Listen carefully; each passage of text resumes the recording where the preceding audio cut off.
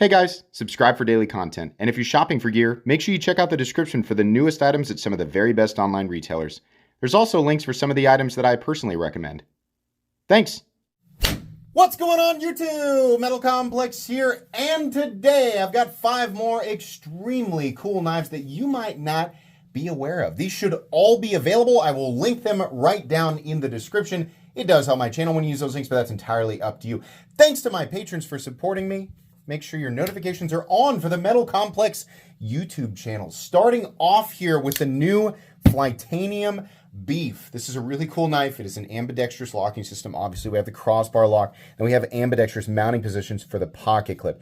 This is, I don't know if this was their idea, but it's a lot of what I enjoy about kind of these straight, almost in the same vicinity, in the same universe as the Bug Out, but it's got more beef. It's just a bigger, beefier knife. And it's also G10 and 14 C28N. There's a bunch of different colors available. A really cool look that does kind of have that straightforward sort of like putting it up against the Bug Out, for example. It has those straight classic lines, but it just does something a little bit aesthetically different. A $60 knife makes it affordable for just about everybody, and I love this. This came in the other day. You guys have not seen me unbox this yet. It's got great ergonomic lines. It's got a great little thumb ramp. It has a blade that kind of makes me think of it's right in between the Benchmade 940 and the hulking Benchmade Contigo. It kind of has that burly, aggressive look without being absolutely monstrous. This is a really, really well-made knife. Awesome tool, just good looking. It feels a little more special than what we typically see for 60 bucks. Really like it. Stay tuned for the original unboxing, which is funny enough coming in the future, and then ultimately the review. Moving on here to something quite a bit more expensive, but awesome. This is the Vanguard Knives and Tough Knives Nakiri. In this case, we have a near mirror DLC. This knife is awesome. Now, pretty polarizing aesthetic. Obviously, it's not going to be for everybody. If you are a diehard, all knives must be completely utilitarian and extremely boring, and why would you ever... You're not going to like this, because this is definitely more form over function. But if you don't mind not having a tip, because this does not have it, this is an awesome, awesome knife. We have the diamond textured titanium here. By the way, it does come in like a standard mirror if you don't want the DLC. We have black textured titanium with that perimeter line. Very cool. We have a little pivot collar of Timascus, and then underneath these little holes, you have Timascus. I love this because, you know, if you've ever looked at a Timascus knife and you've thought, I like how that looks. The problem is that fingerprints and oils and things like that, they dull the anodizing on Timascus, and it makes me not want to carry the knife. You can't touch this Timascus because it's underneath the frame, which means that polish, unless you like dump syrup all over it or something, that polish will always be there. And I think that's just awesome. I wish that it was on both sides, but I'm okay that it's not. Truthfully, the ergonomic lines of this, it's just a really comfortable knife. The blade is super cool. I love that fuller that goes all the way down. And yeah, you can actually reverse flick that pretty much anywhere. In fact, I think I can actually pinky flip this one. It's a rare knife that I can actually use my pinky. If I don't get my other fingers in the way, I can use my pinky. Come on, get it together, Complex. There we go. We got to perform. Got to perform. Really cool knife. Really expensive knife, but black DLC mirror polished M390 or non-DLC mirror polished M390. We got Timascus. We got textured titanium. This is an awesome, awesome knife. I was so pumped to get this. My favorite finish currently is near like full mirror or semi-mirror DLC. I just think it's spectacular, and it's awesome that we can actually get our hands on stuff like this, and it doesn't cost thousands of dollars like it did 5 to 10 years ago. But this is still an expensive knife. I mean, it's not cheap at all. Just really, really cool. You guys haven't seen me unbox that one either.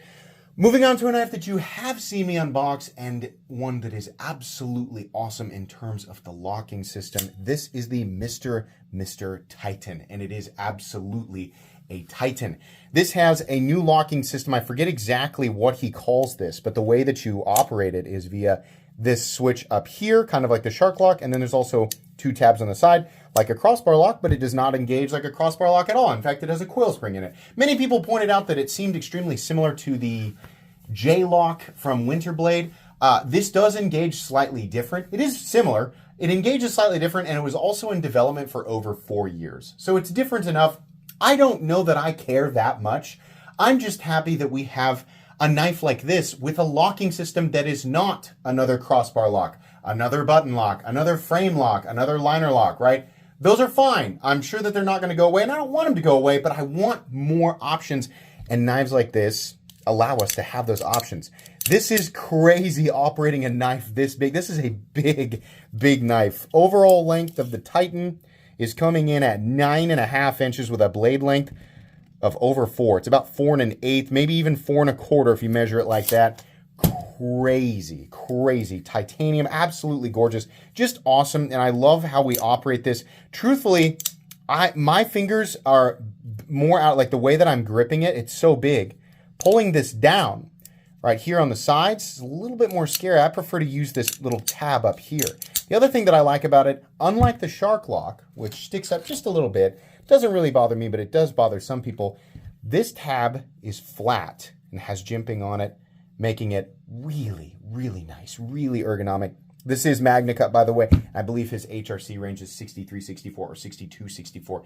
Very, very optimized. This is an expensive knife, but it's awesome. Mr. definitely needs to make a smaller version of this. If you love big knives, this is awesome. You're going to love it. Absolutely. Very expensive, but you'll like this knife. He needs to make a version of this that's about 7.5 to 8 inches because it would translate super well. Definitely, definitely cool. Moving on here, a knife that I don't think got nearly enough attention when it released. And I just think that it's incredibly underrated. I think that this is one of the best budget knives ever. I would put it in a top 20. And that's the Kizer Drop Bear 2 with the button operated top liner. That's the Vosteed thing, but that's essentially what it is. It's not a standard liner lock. It's a liner lock that engages behind that lock face there instead of underneath it. This is spectacular. The Drop Bear is a good knife. Everybody knows it. The first Drop Bear was either a plunge lock or a liner lock or something like that. And then they had the crossbar lock version. This button operated top liner lock, or whatever Kizer calls it. This version of this knife is the best version. This is available in both AEBL, which is what we're looking at here, or Nitro V. The AEBL versions are, I think, $58, and the Nitro V versions are $65. Well worth it. Lightweight, compact. This is in the same department of like Vosteed Porcupine or Vosteed Raccoon. This guy is very, very close in size. And honestly, as far as which one's better, I think that it comes down to preference. Right, this guy's just a little bit bigger, but man, what a great knife. Awesome jimping zones extending way out here, and there's even a second one out here. Great choke up spot there. It's a pretty good pocket clip. It's not my absolute favorite, but you can flip it over to the other side, which is great. Just spectacular. I love this knife, and I know when I do these videos, I show a lot of expensive stuff, and not everybody can afford that stuff, so it's nice to have stuff like the Beef and stuff like the Kizer Drop Bear 2 with the button-operated top liner lock. It's nice to have stuff like this. It's interesting that most people can afford. I cannot recommend this knife enough. This is such a spectacular EDC. The version that you want, right, because there's a few different versions, it can be a bit tricky to find, but they are definitely out there. I found them on a whole bunch of different sites. So if you like the idea of one of the knives like that's in this category, you just can't find, maybe it's one of the Vosteeds that you can't find, consider the Drop Bear version from Kizer. It is truly spectacular. And finally, in my opinion, the most interesting knife on this list here, the Numb Knife Works Cornerstone with the pinch lock. I unboxed this and everybody was super excited about it. I believe the pre-order is about to start on Blade HQ. I have a review timed for right around that time because I want people to get their hands on this. I think this is really cool, and it's definitely one of the most interesting knives of 2025. We have two locking tabs here that both have their own detent balls, and they both engage on the lock face, which you can see right here. If we can see in there, the lock face comes to a peak. That's that little pointed part right there. So it looks like this, and both the tabs engage on either side of that peak, which is really interesting.